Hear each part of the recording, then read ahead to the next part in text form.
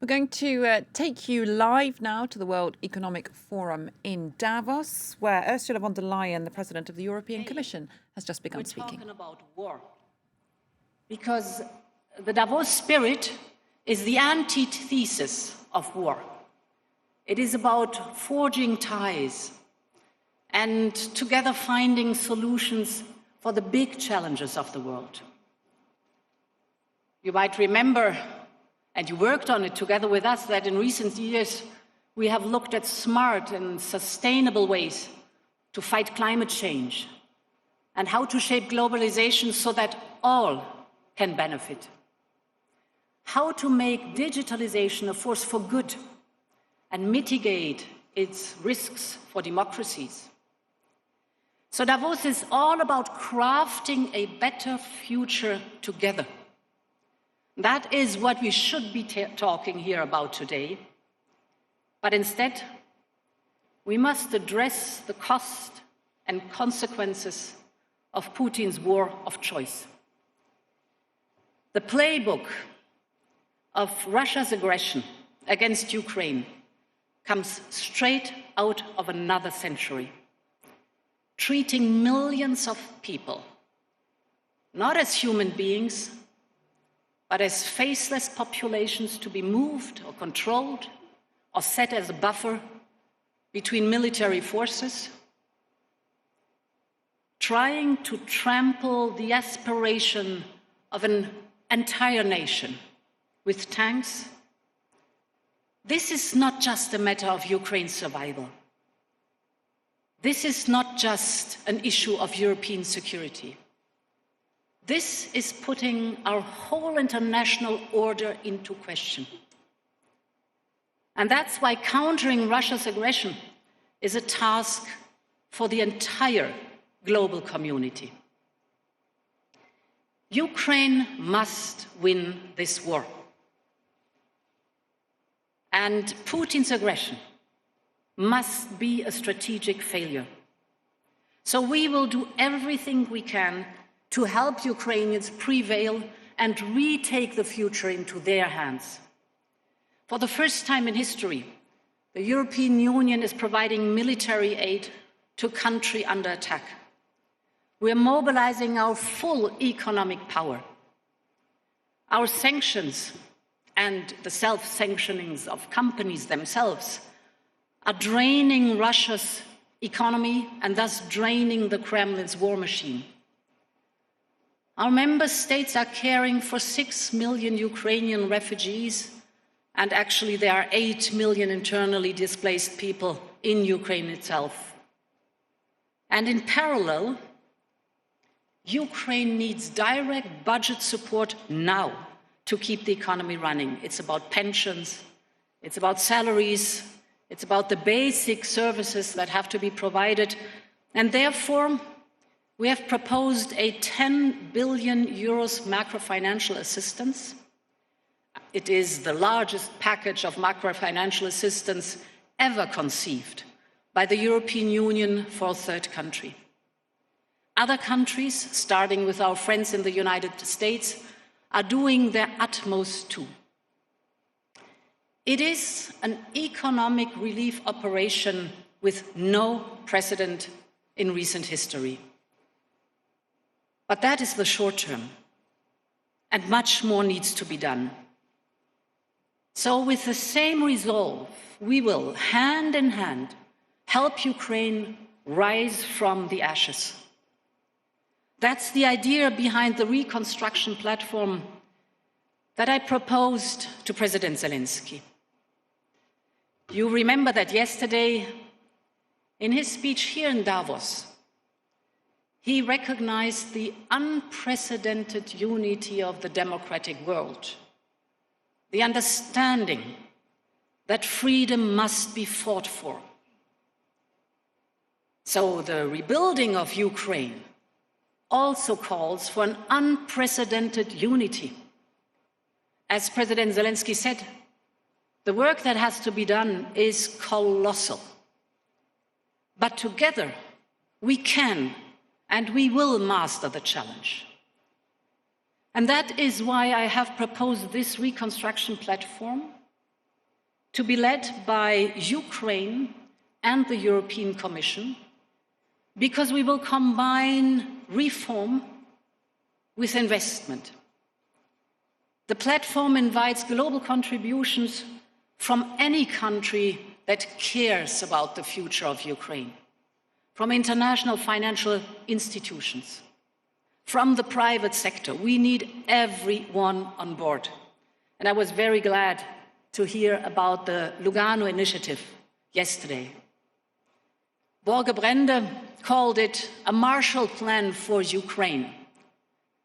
And, ladies and gentlemen, we should leave no stone unturned. That is, including, if possible, the Russian assets that we have frozen. But this is not only about undoing the damage of Putin's destructive fury. It is also about building the future that Ukrainians have chosen themselves. For years now, the people of Ukraine have worked for change. And that is why they elected Volodymyr Zelensky in the first place. The reconstruction of the country should combine massive investment with ambitious reforms. For example, to modernize Ukraine's administrative capacity, to firmly establish the rule of law and the independence of the judiciary, to fight corruption, get rid of the oligarchs, to build a fair, sustainable, and strong, competitive economy, and thus to firmly support Ukraine in pursuing its European path. Ukraine belongs into the European family. Ukrainians have stood tall in the face of brutal violence. They have stood for their own freedom, but also for our values and for humanity. So we stand with them, and I think this is a defining moment for all democracies on the whole globe. Ladies and gentlemen, this conflict is also sending shockwaves throughout the world, further disrupting supply chains already stretched by the pandemic. It is putting new burdens on businesses and households, and it has created a thick fog of uncertainty for investors across the globe. And more companies and countries already battered by 2 years of COVID-19 and all the resulting supply chain issues must now cope with rising prices for energy as a direct result of Putin's unpardonable war. And Russia has tried to put pressure on us, for example, by cutting the energy supplies, the gas supplies of Bulgaria, Poland, and now lately Finland. But this war and this behavior we see has only strengthened Europe's resolve to get rid of Russian fossil fuel dependency rapidly. The climate cannot wait, but now the geopolitical reasons are evident too. We have to diversify away from fossil fuels. We have set our course already towards climate neutrality, so now we must accelerate our clean energy transition. And fortunately, we are already having in place the means to do so. The European Green Deal is already ambitious, but now we are taking our ambition yet to another level. Last week, the European Commission tabled and proposed RePower EU. That is our €300 billion plan to phase out of Russian fossil fuels and fast forward the green transition.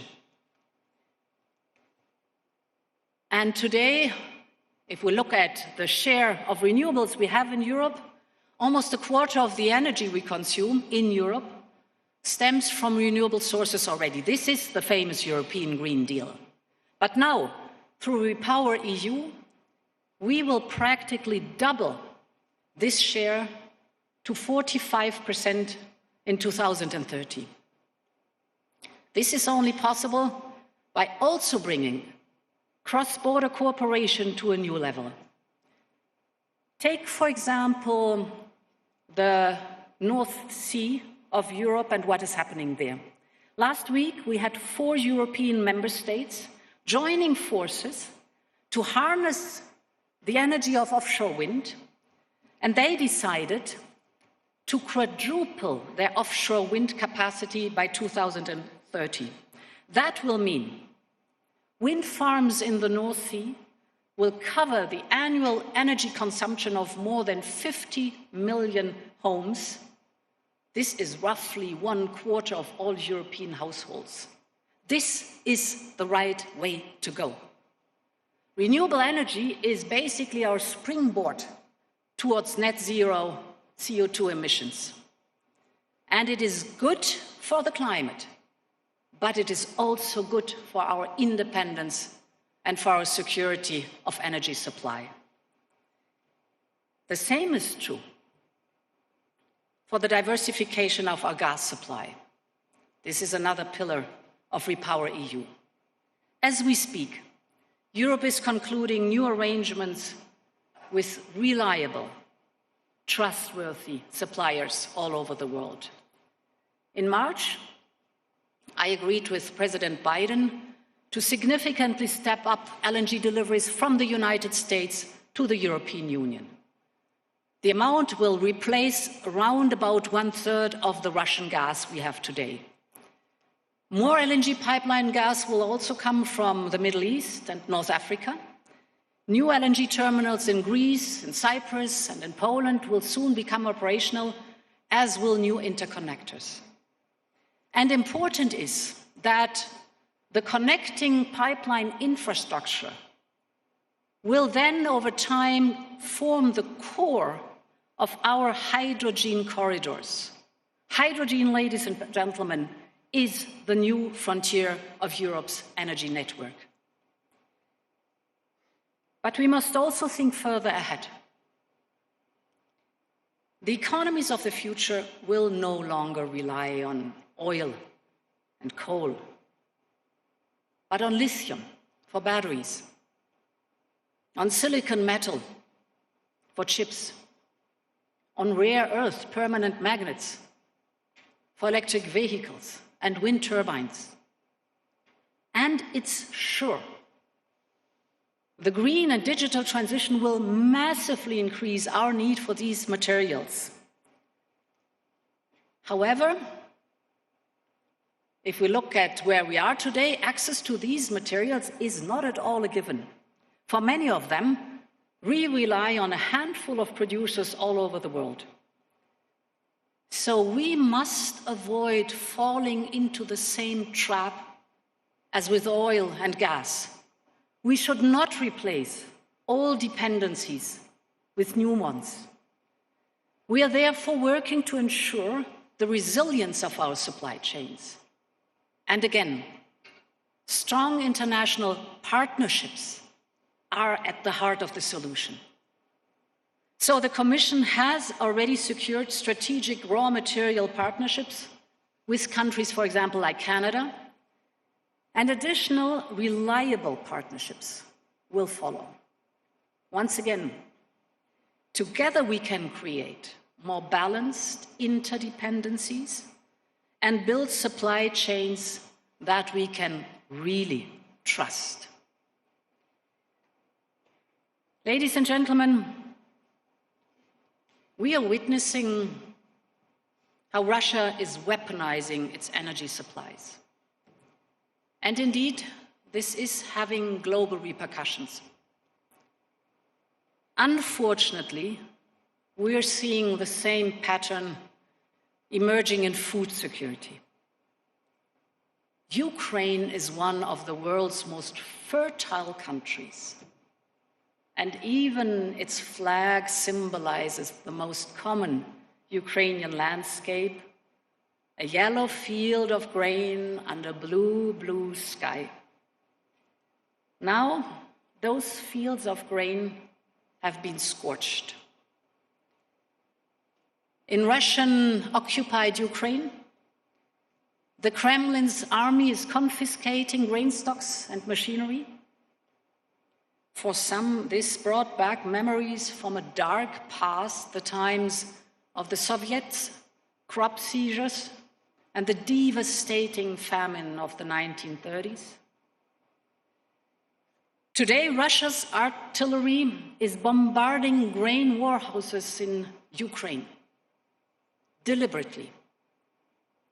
And Russian warships in the Black Sea are blockading Ukrainian ships full of wheat and sunflower seeds. The consequences of these shameful acts are there for everyone to see.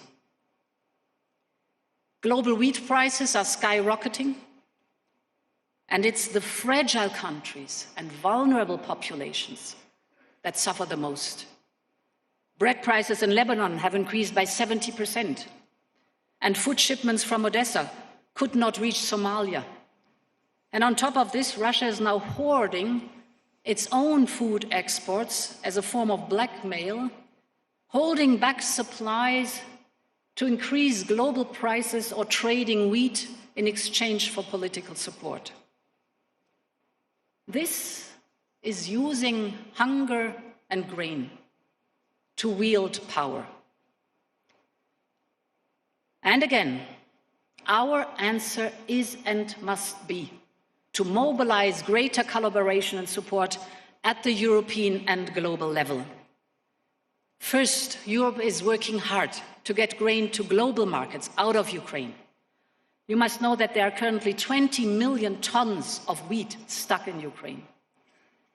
The usual export in Ukraine was 5 million tons per month. Now it is down to 200,000 to 1 million tons.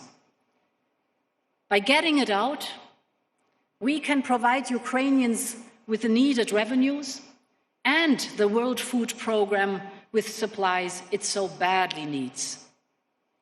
So to do this, we are opening solidarity lines, we are linking Ukraine's borders to our ports, we're financing different modes of transportation so that Ukraine's grain can reach the most vulnerable countries in the world. Second, we're stepping up our own production to ease pressure on global food markets. And we're working with the World Food Programme so that available stocks and additional countries are able to reach the products, to have the products at affordable prices.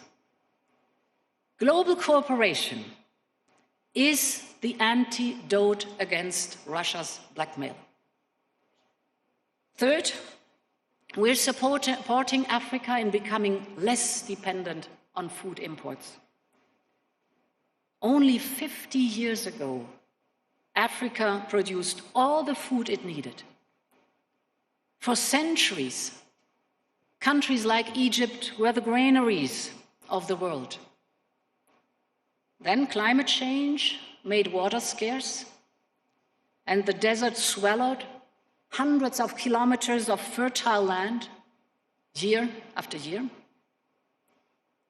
Today, Africa is heavily dependent on food imports, and this makes it vulnerable. Therefore, an initiative to boost Africa's own production capacity will be critical to strengthen the continent's resilience. The challenge is to adapt farming to a warmer and drier age. So innovative technologies will be crucial to leapfrog. Companies around the world are already testing high-tech solutions for climate-smart agriculture. For example, precision irrigation, operating on power from renewable, or vertical farming, or nanotechnologies, which can cut the use of fossil fuels to produce fertilizers, Ladies and gentlemen, the signs of a growing food crisis are obvious. We have to act urgently. But there are also solutions today and on the horizon. And this is why, again, cooperation. I am working with President Al-Sisi to address the repercussions of the war with an event on food security and the solutions coming from Europe and the region. It is time to end the unhealthy dependencies. It is time to create new connections. It is time to replace the old chains with new bonds. So let's overcome these huge challenges in cooperation, and that is in Davos spirit. Thank you for your attention.